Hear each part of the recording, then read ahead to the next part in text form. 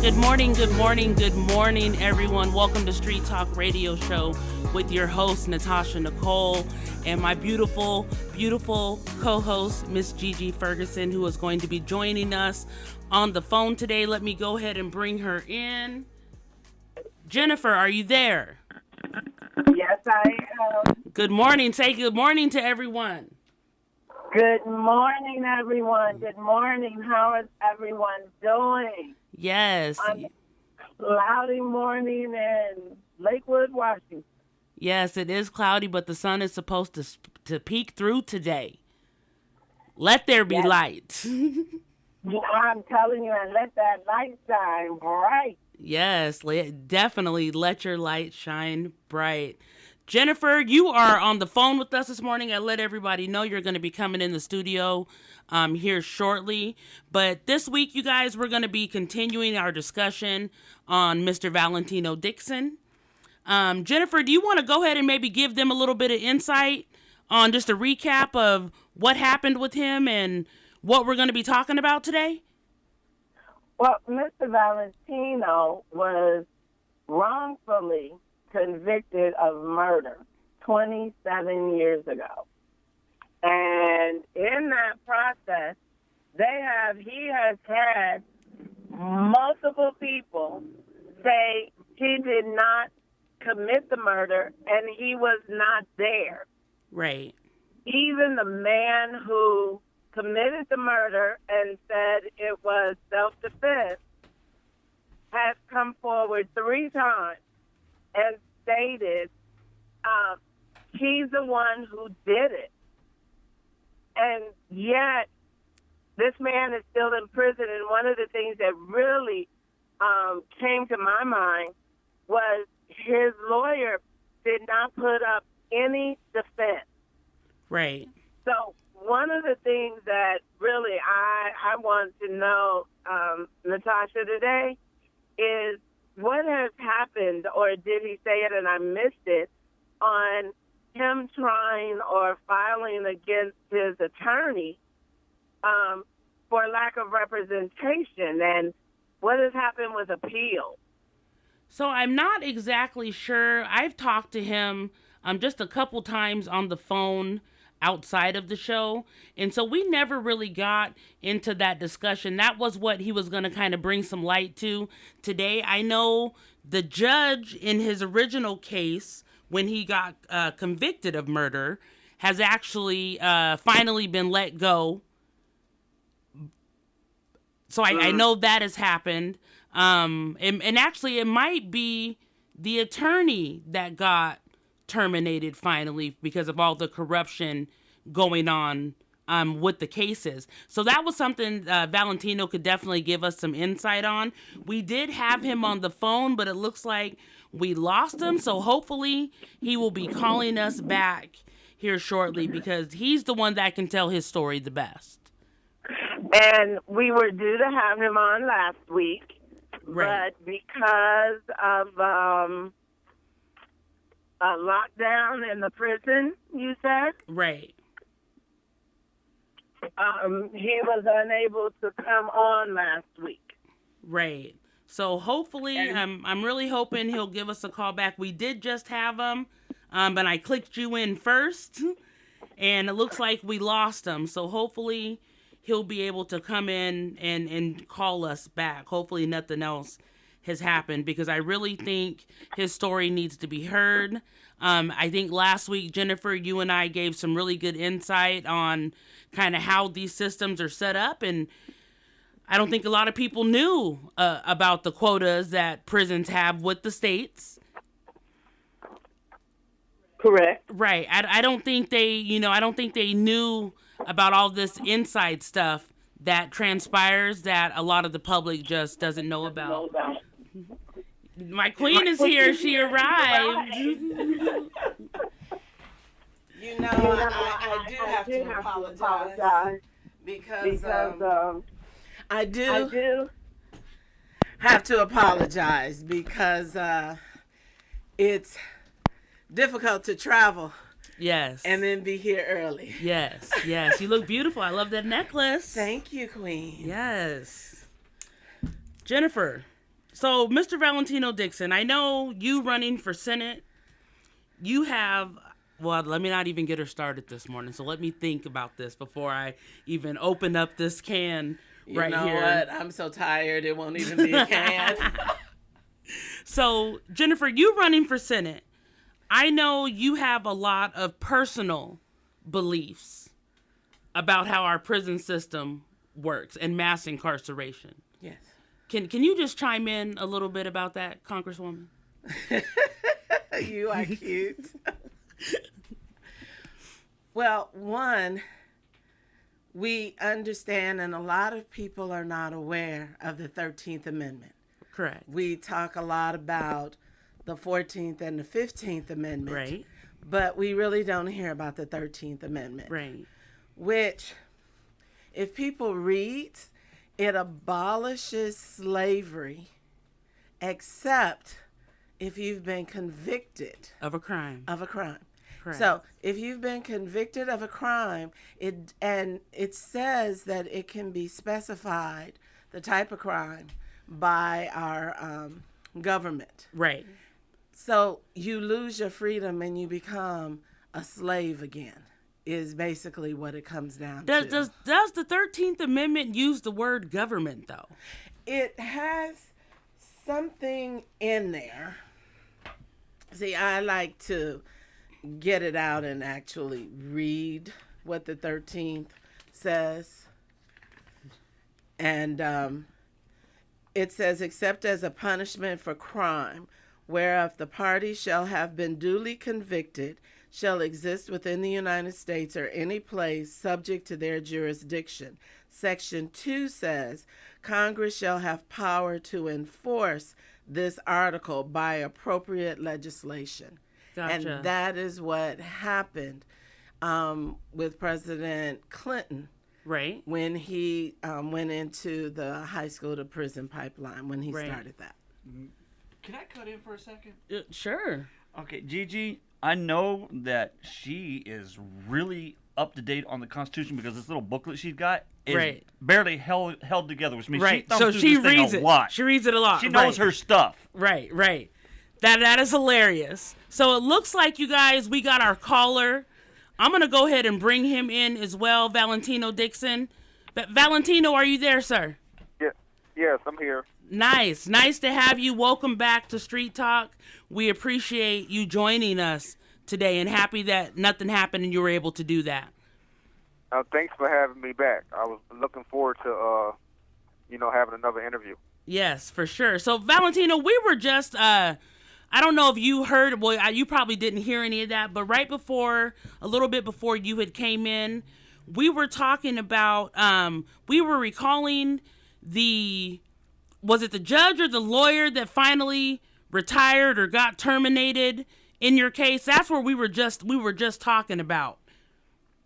Okay, well, actually both. The prosecutor was fired last year after 37 years. A new prosecutor came on, and he fired this guy.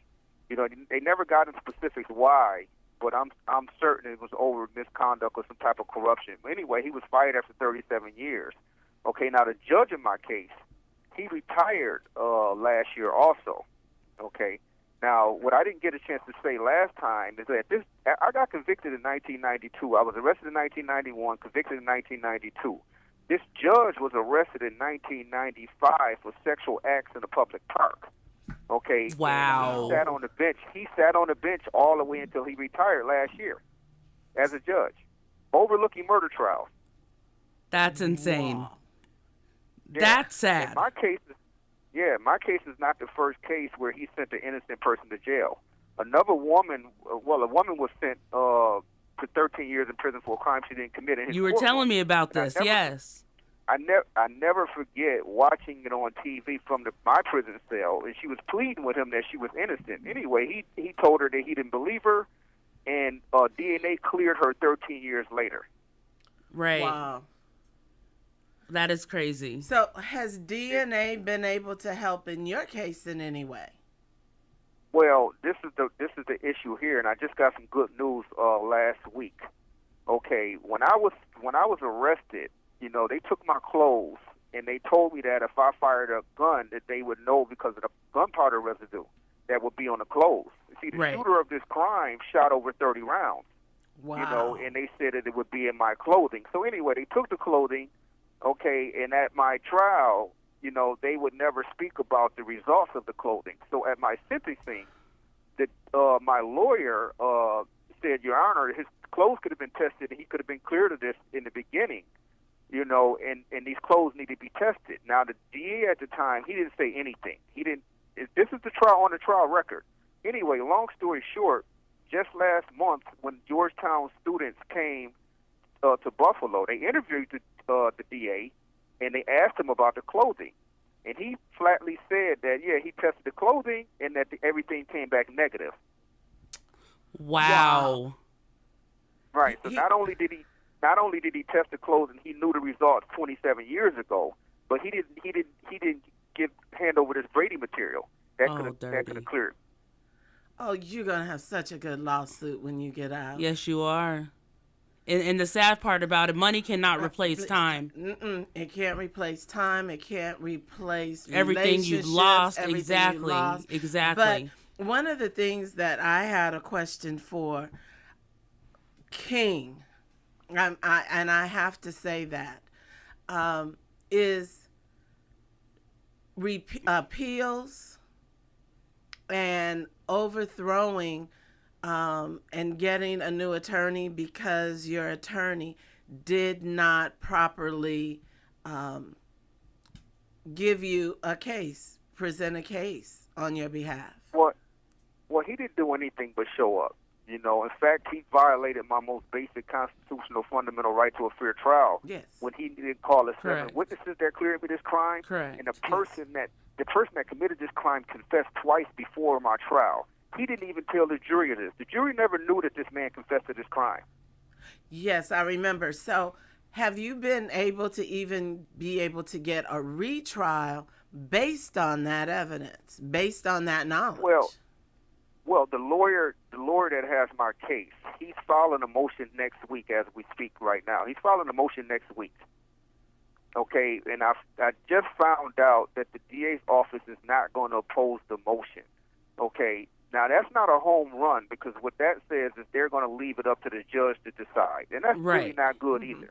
Right. We need the DA to step up and say, hey, this guy needs to be exactly. You know, in fact, if you look at the Golf Channel interview that was done in 2013, this DA that tried this case said that he's only human. He could have made a mistake. Here it is, 5 years later, I'm still sitting in jail. Right. He's only human. He could have made a mistake. Right. But he had the evidence that there was no gunpowder residue on your clothes prior to going to trial or at least doing trial. Right. Well, let me say this. This is where it gets even crazier. Okay, now the 7 witnesses that I'm talking about, I'm not just talking about these witnesses falling out of the sky over the years or any of that stuff. No, I'm not saying none of that. Okay, these 7 witnesses were all on the DA's witness list at trial. Now, I have a copy of that witness list. And they all gave statements prior to trial that I didn't do the crime. Right. None of them made it to trial. My lawyer didn't call them or the DA. So they can't say that they didn't exist because I have the witness list and we have all the statements that cleared me this crime. Yet the DA didn't call them, and your attorney my lawyer didn't call them. And your lawyer. Now the crazy thing is this, and all of this is on the trial record. My lawyer told the jury that he would call these witnesses that would clear me. Okay, and in the middle of the trial, he decided not to call any of them. You know, and I had a problem with it, and the judge told me to sit down. Okay, now, they excused the jury. And this is all on the record now. They excused the jury. My lawyer asked the judge, Your Honor, I did promise the jury that I was going to call witnesses, but I'm not going to call any witnesses. What should I tell them in my summation? Should I mention it? The judge says on the record, I not know what you should do. That's not my responsibility. This same judge is telling me that I received a fair trial. That is crazy. How do they call that a fair trial? Right. What is fair about that? Well, the thing is this, right? The laws is set up like even when you're innocent, There's so many frivolous rulings. Agreed. That's based on corruption and cover-ups. It's not based on law, and it's not based on justice. Right. It is not you are innocent until you are proven guilty. You are guilty until you are proven innocent. So I have another question because I know how people think. Okay. Right. So I'm thinking people must be saying you had a criminal record before, you were this terrible person before. So that was the reason they weren't able to convict you on a different crime. So maybe they used this crime. Let me say this. Okay. I was no angel at all, but I'm not a killer. There you go. I've never been a violent person. There you go. I've never been a violent person. Right. Okay. And I do have a drug conviction for $10 worth of powder cocaine. Okay. And I had weapons charges pending for weapons possession. Okay, I had never been convicted of a crime. I was out on bail at the time of this. Okay, no juvenile history, none of that type of stuff. This is my first time in prison. Okay. Okay, in my neighborhood where I come from, all my friends ended up in the penitentiary. Right. Okay, some of them are actually guilty of killing people. Right. I've never been that type of person. I don't have that type of personality or heart. Right. Understand. And so they were using you because I know they do this.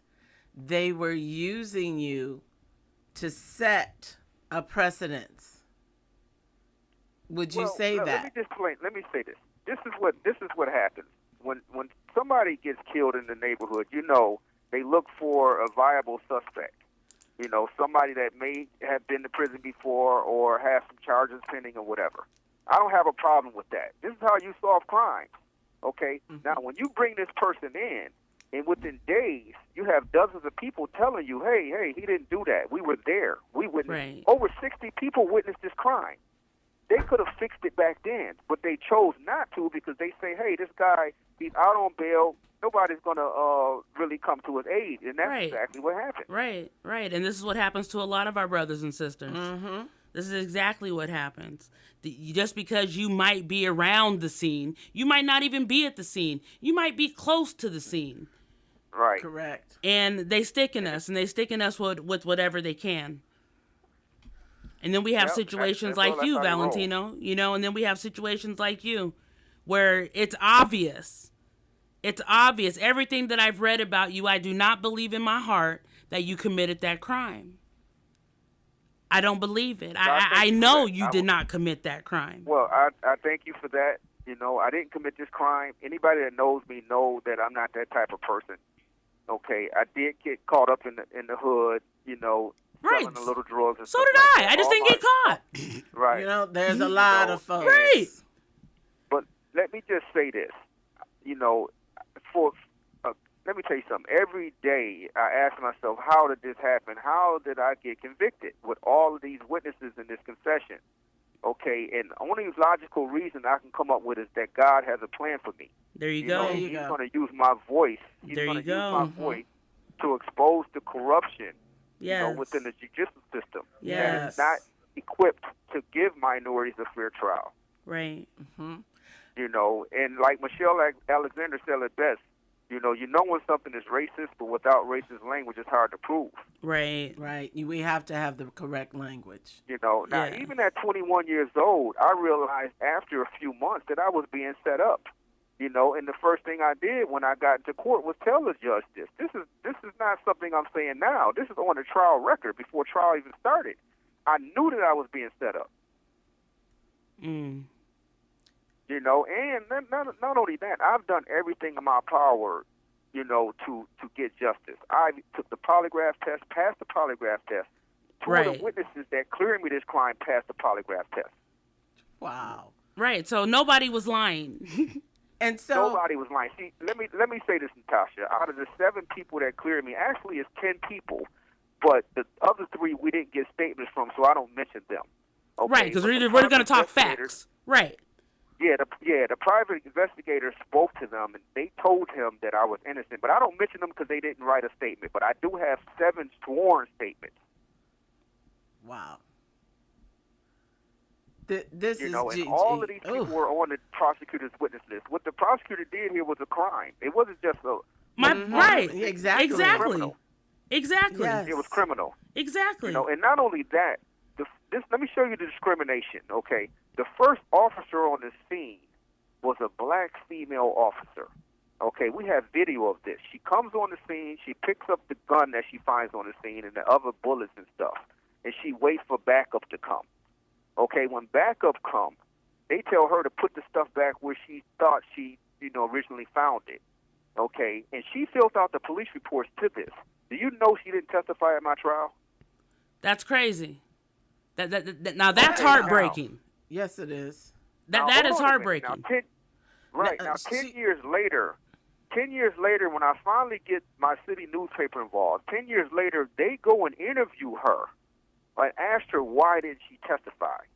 First of all, she found 2 guns at the scene, and they only put in 1 gun in evidence. Wow. Okay? And then she told the reporter that she didn't testify because she would have told the truth. Now, I have that interview. What? Okay? I have that interview. She said she didn't testify because she would have told the truth. Oh, my gosh. See, and we talk about injustice and running for U.S. Senate. I get so angry because I get people on Twitter and people inboxing me saying, no more free rides, no more free money. And my answer is always, what are you talking about on free rides and free money? This is just criminal. I have one other question that keeps coming to my mind. When we go to trial, we're supposed to get a jury of our peers. Girl, come on. You know that's a lie. So please just let me know, in this trial, were there any people of your peers on this jury? Let me say this: a white judge, a white prosecutor, 2 white prosecutors, and a white lawyer, and an all-white jury. Oh my God! I would expect to hear something like this down south. Well, let me just say this: they got away with it because nobody expects Buffalo to New York for this to happen in a place like Buffalo, New York. That's what I'm talking about. Right. But one thing Malcolm X said in his autobiography was when he came up this way in Buffalo, Rochester, they're an hour apart. He said that this was a more racist area than the Mississippi. Wow. Yeah, hold on, because I don't think I mentioned this last time. Okay, after I got convicted, and I didn't know this, but once the Buffalo newspaper got involved, okay, and they had a lot of roadblocks. At the time, the DA was threatening them, saying, don't write anything more about this case and all this other stuff. He was threatening the reporter, because once I provided the paperwork to the reporter, he couldn't believe that this actually happened, because he said that the news just print what the police tell them, and they don't really go any further to investigate. Right. Okay. Yes. Right. So the media is controlled. Wait a minute. We need to stop right there for a second. Okay. And I need you to repeat that with no one saying anything else, because people need to understand we cannot just sit back and expect to have fair and equal representation, fair trials, and the law to be on our side because the law is supposed to be on our side. So say that again about the media. About the media.